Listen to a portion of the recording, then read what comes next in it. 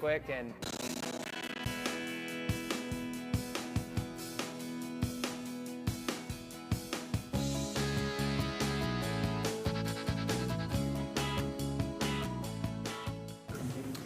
good to go. All right, we're going to call this meeting to order. A couple minutes late. A couple of us just now walked in. But that's as quick as we could get here from work. I guess the first thing is to call the meeting to order and take a roll. All right, Darrell Covington. Here. Valerie Duncan. Here. Adam Ropp. Here. Patrick Kerr. Here. Lynn Bilodeau. Here. And Joe Chappell. He's absent, and he had told me he was going to be absent, but we still got a quorum. Okay. And I'm assuming we have nobody signed up for public comments other than applicants that may be here. That is correct. Okay. Approval for the minutes of the last meeting. Has everybody had a chance to read the minutes that was here at the last meeting? I think everybody but Patrick. Do I have a motion? I move that we approve minutes. All right. I'll second. All right. Darrell Covington. Yes. Adam Ropp. Yes. Valerie Duncan. Yes. And Lynn Bilodeau. Yes. All right, good to go. Item 4, HPC application 21-007. Discussion and potential action on a request for a certificate of appropriateness for the construction of a covered deck area to the rear of a building for a property located at 312 West Oklahoma Avenue. Do we have a staff report? Yes, thank you, Mr. Chair. The building is right back of us here, City Hall right next to us, next door in the rear of the building. They have an existing deck area and a small covered area. They're looking to redo the deck area, but they've also put a cooling unit back there and want to have a cover over that cooling unit. So they're essentially going to take the existing covered area and put it to the remaining portion of the rear property. It's approximately 300 square feet of addition on the rear. It's going to be all wood construction with the metal type roof that you see that exists. That'll be extended, but the deck as well as the structure, the roof or cover will be all wood, treated wood. It's one of those things, to be honest with you, if we had a more updated code, we probably wouldn't even need to have it at the HPC level. But per our ordinance, anything that requires a city permit requires a certificate of appropriateness from the commission.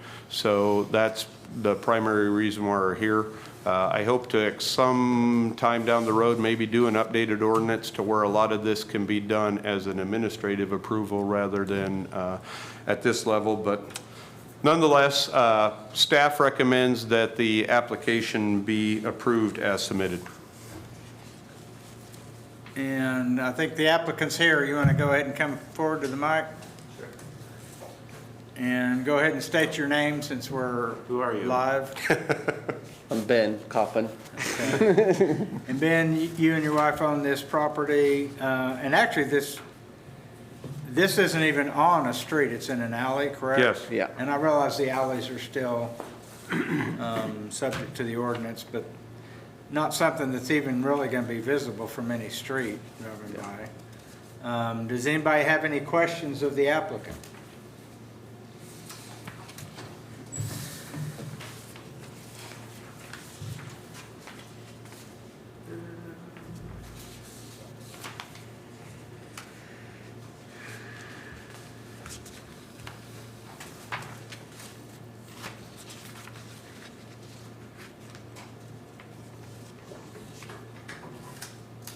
Ben, just for a reference, this brick column that's back there in the fence line, Yeah. is that about where this extended deck will terminate? Pretty close. You see the 4x4 post sticking up? Okay. There'll be a little 8x8 there because my ramp goes behind that bamboo down, and so I can loop around and go to my refrigerator and freezer walk-in. Good. But it will go just pretty much right behind that. See the big silver area? That's my walk-in. It'll go cover that. It'll go about 6 inches on the other side of that.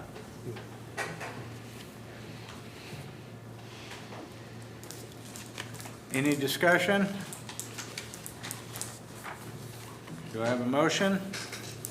I move we approve the certificate. Yeah, I'll second. All right, motion by Covington, second by Ropp. Valerie Duncan, Yes. Adam Ropp, Yes. Patrick Kerr, Yes. Darrell Covington, Yes. and Lynn Bilodeau. Yes. All right, 5-0. Thank you. Good to go. Thanks, Ben. Thanks, Ben. Item 5, HPC application 21-008, discussion and potential action on a request for a certificate of appropriateness for the reconstruction of the lower front facade to include new brick, windows, doors, and a canopy for a building located at 208 West Oklahoma Avenue. Do we have a staff report? Yes, thank you, Mr. Chair. The applicant isn't here. I was in communication with them. I don't know, something must have come up, so I'm not sure if they'll make it or not. But this is the building just up the street here in Oklahoma, the Ringrose Building. There's been some recent, and you see a picture there, recent work with it to try to figure out basically what the best solution for the storefront is. The applicant could not locate or get the marble that, I guess for lack of a better word, the existing marble or whatever that's on the front of the building. So they were looking to do a complete redo of that lower front facade, as you see there. And as you see in the proposal, it would keep a single door to that very western side. And then there would be two large windows that are around 5 by 7, which are pretty typical. I think a lot of the windows are 4 by 8, 5 by 7. And then another main entry door there for the bottom in that. They're also proposing to put a canopy on that, and then they're also going to put in a new, basically support beam where the existing one is, to make sure all of that is structurally sound or keeps, so it won't fall over. One of the, and as you would see from the staff report, as well as the design, they're looking to have basically an all-black front in that. The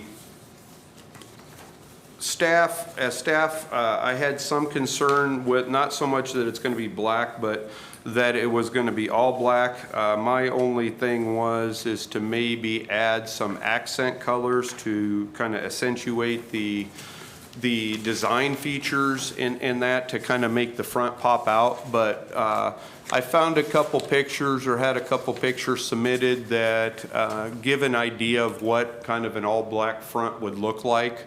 I tried to get a color rendering from the applicant, but they didn't have one available in that. One other thing I wanted to add is that per our design standards in our HPC ordinance, basically, the design that they're wanting to do is the design we want to achieve for most of the buildings in the downtown. It fits that 1898, early 1900s type of storefront in that. And in fact, I found it interesting that in the one code, or the one portion of the code that talked about it, they had a picture, and it stated that asymmetrical, thank you, boy, I can't speak. Asymmetrical storefront with double door at main entrance and second door, or a single door to the second story, is basically a desirable storefront to have. And that's obviously what they're wanting to do here in that. So with that, staff thought that the design was fitting for our guidelines, fitting and compatible with the downtown area, and is a significant improvement to what's there.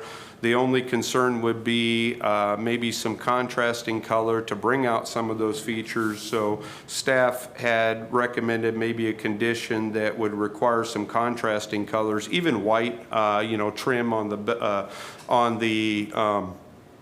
the canopy, as well as some of the doorway features, again, to just kind of accentuate some of that design and make it pop. So with that, I'll give it back to the commission for their discussion. And if you have any questions. I have a couple of questions, and I don't know if you know, Dan. Obviously, the granite/marble tile, whatever these tiles are, It's called Carrera Glass. wasn't on there originally. No, they were put in the added at some 20s. point later. Well, actually, I found an article said the elder Dr. Ringrose came to Guthrie in 1928. And his Yeah. initial practice wasn't even in this building, and it was sometime later when the younger Dr. Ringrose joined him is when they moved into this building and did this front on it. Now, Yeah. so sometime after 1928, but I would assume in the 30s. It could be. The only thing I'll add to that is we had, now a couple years ago, basically the resource survey, where we hired a consultant to do a survey, an updated archaeological, if you want to say, survey of all the properties in the buildings. And in the information they provided, they had indicated that the front of it, and I'll read what it says, that it was installed in the 1920s according to the Anthology of Guthrie Buildings. Okay. In that. So I don't know, it could have been 28, it could have been 22, I don't know, but Okay. it was sometime in the 20. Valerie might I be have able some to. information Oh, on okay. this. And then, to be clear, the first picture in our packet is what it looked like, and then it looks like they started construction. Yeah. The second picture is what it looks like Yeah, today. and what happened is it wasn't so much construction as it was to try to determine honestly what they were going to do with the building and the facade. The code does allow minimum maintenance and repair of buildings in that without anybody's approval. The code allows that. In some cases, it's hard to determine what to do without delving into it some. They're not the first ones to do that. And I will say that they were in communication with staff in the city through the whole process. I'll be honest, it's taken a little bit longer than I had hoped and anticipated in that, but we're starting to get them on the right track. But they were doing that to make a determination on also what was underneath and again, what they were going to have to do structurally and otherwise to try to fix that storefront. Dan, do you know, has anybody even looked into the possibility? I'm guessing this is like a thin set mortar that they set all those tiles in?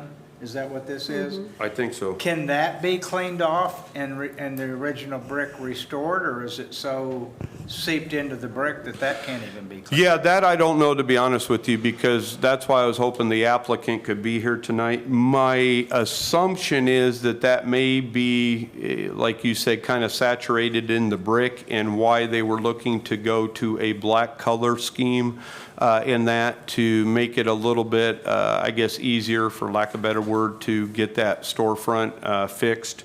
Because I think, you know, if you go there and look, it looks like it would be kind of difficult to get that back to the original brick color that it was. But I don't know with certainty. As dark as that looks, and I haven't seen it out on the building, but that time frame, they probably used something like asphalt pitch or cut back pitch, Okay. like they set. And I'd like to floor recognize. tile with that. Okay. And Valerie, you have some information? Yeah, I do. I've Okay. got several things I want to talk about. Okay. First off, this building is a contributing structure. It is, And no question. it was built between 1908 and 1916, and at that time, the Sanborn maps show it as a yellow brick structure. What you're calling marble, it's actually called Carrera Glass. Okay. And it's a structural glass. They began to manufacture it in the United States in 1900, and by the 20s, it was extremely popular. And so I couldn't find an exact date to say when the glass was applied to the building, but probably in the late 20s, or at the very latest, the early 30s. These particular structures are rare in the United States. It's an Art Deco design style, and it actually does fit within the parameters of the historic district.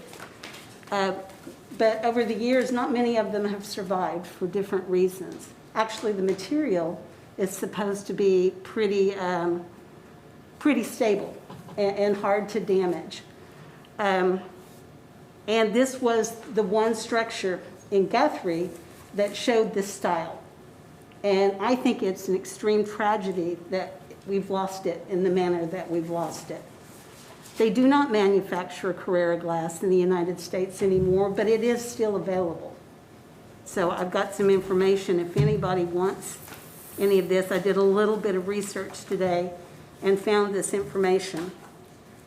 It's expensive though, so I understand that. It's pretty pricey.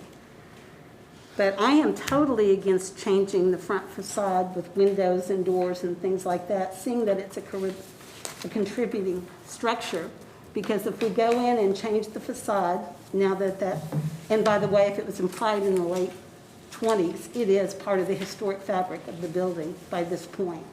If we go in and change that, and they change the way the front of the building looks, this no longer has anything to contribute to the district.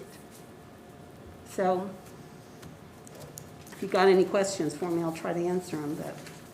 I have a few things for me. I don't mind their color scheme, really, you know, and I'm like Dan, I like the all black look with some of the Victorian look. The pictures that Aaron was showing though was like wood. I think those were all wooden structures. Yeah, I think you're right. Yeah, and not brick. Right. So my initial thought when I saw that they were gonna have new black brick veneer, like I've Googled in like black veneer and you get,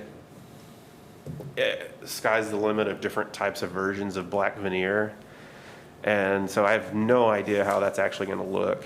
And that worries me a little because it's just like we love red brick in town, but there's like historical looking red brick and then there's like my dad's shed red brick, you know? And I'm starting to see structures like that in town pop up where, yeah, they use red brick, but it looks like a housing addition, like I said, dad's garage red brick. And so I don't know, I'm kind of worried, just kind of, you guys see like the brick where like in the space, have the real bright cement in the middle, you know, and it has that kind of look to it. It looks terrible downtown like that. So I'm just kind of concerned about like what the black brick is going to look like. Well, I think if we pay attention to the comments about the contributing factors of the building, the Yeah. brick wouldn't be appropriate, whatever color it was. Right.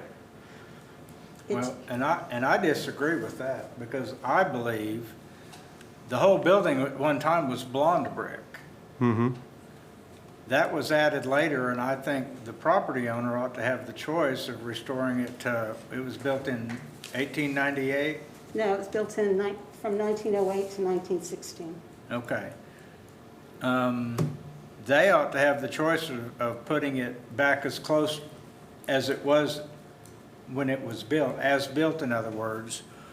And I understand wanting to keep some of the Carrera Glass around, but I just got to tell you, and this is my personal opinion, I know whether I like the look of it shouldn't be that much of a factor, but I think this building's ugly as sin in the middle of downtown. And I think people walk by there and just say, God, when are they going to do something with this? It doesn't look like any other building we have downtown. And I know that's part of the charm of it. It is the only one like it. But it wasn't, it No, wasn't there's a built couple this others way that are originally. uglier. If it had gone up in 1916 with this facade on it, then I think every one of us would say, you need to keep that facade on it. But that's not how it was built when it was originally built. Whether we go to black or not, you know, that's quite a drastic change. If they're going to do something black, I mean, black and gold looks good with a blonde background on it, but my personal preference, I'd like to see it restored to the way it was built in between 1908 and 1916.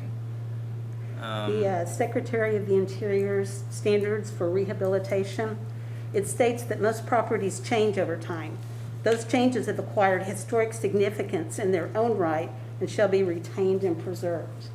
And that's why I'm arguing that, you know, if possible, the building be returned to what it looked like originally. And if not, at least the yellow brick is what it was originally built out of. Right.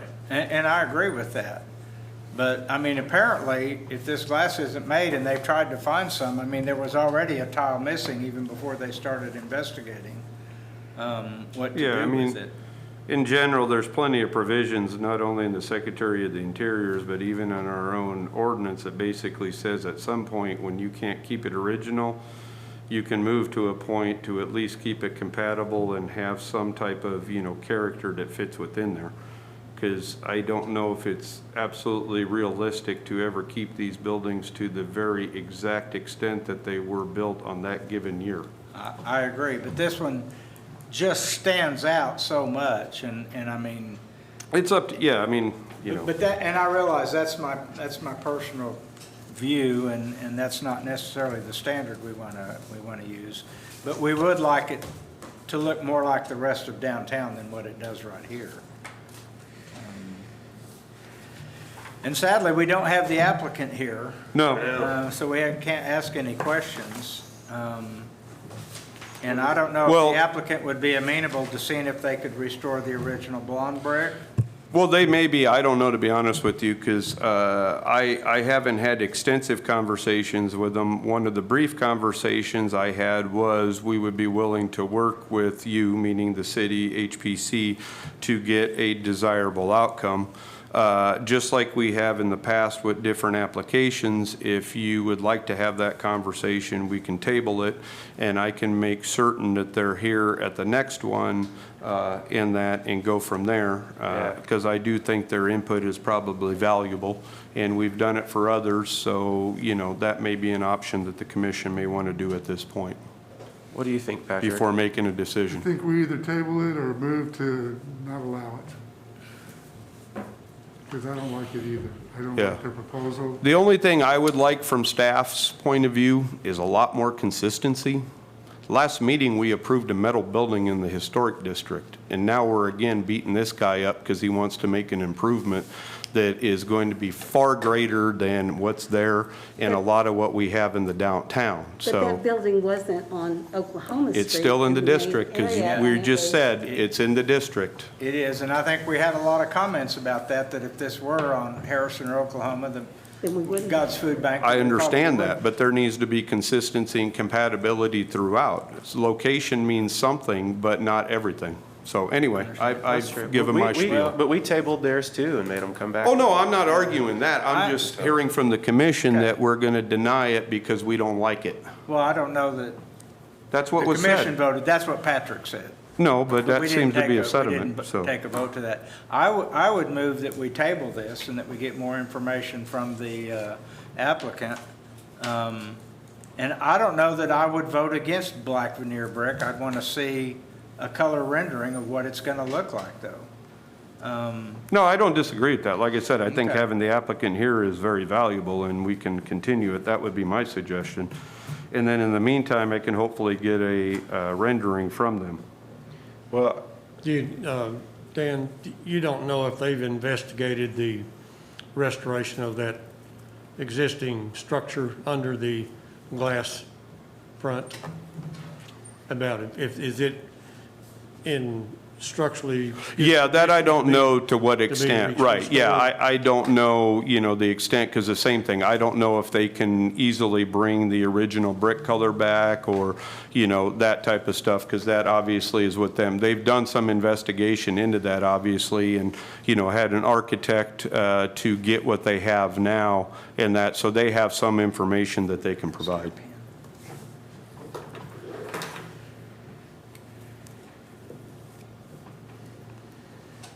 Somebody want to make a motion to table it?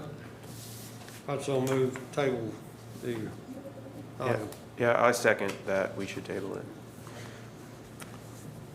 Valerie Duncan, Yes, Adam Ropp, Yes, Patrick Kerr, Yeah, Darrell Covington, Yes, and Lynn Bilodeau. Yes. All right. So we'll table it to the May meeting.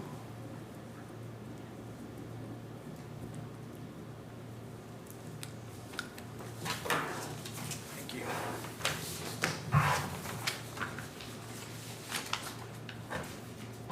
And do we have any staff comments other than you want to see some consistency out of us? Well, like I said, if in a perfect world, I would love to completely update our HPC ordinance because it's like everything we have in the community, it's far outdated. I recently had a meeting with SHPO, Linda Ozon and Shea Otley, in that it was a very good meeting. I was very encouraged by it, but they themselves could not believe we're still working with the ordinance that we have. And I told her I was brutally honest. I don't want to tackle that right now. I got way more stuff on my plate and probably a little bit higher priority in that because I know there's going to be extreme pushback. And so I don't really want to tackle that now, but it's something we need to look at in the future because it's a little too outdated for us, and even SHPO admits so. And they even said that they were very surprised at the amount of items we take to the HPC for approval, because a lot of that is done administratively in other jurisdictions. What do they mean? Like, what's something that they thought? Well, like paint, that's usually done administratively elsewhere. There's some parameters in place, but that rarely goes to an HPC. That's usually done like a site plan review, design review type aspect. And so stuff like Ben Coffin's building, that's usually done, again, administratively, because as long as it meets some criteria and design criteria, it's good. It usually doesn't go to the HPC. It's usually on only big projects such as like the Ring Rose building or those where you get applications that actually go to the HPC. And do we have any commissioner comments? Just along the lines of this building, and we may run into other buildings down the road, every historic building is not necessarily attractive, does not necessarily fit with the other buildings that it sits next to. There's an old saying in the historic preservation business, if they'd had more money and better taste, they would have done it differently. Yeah. And so the fact that the building may not be attractive to us, as long as it fits the historic guidelines, that we need to stay with that.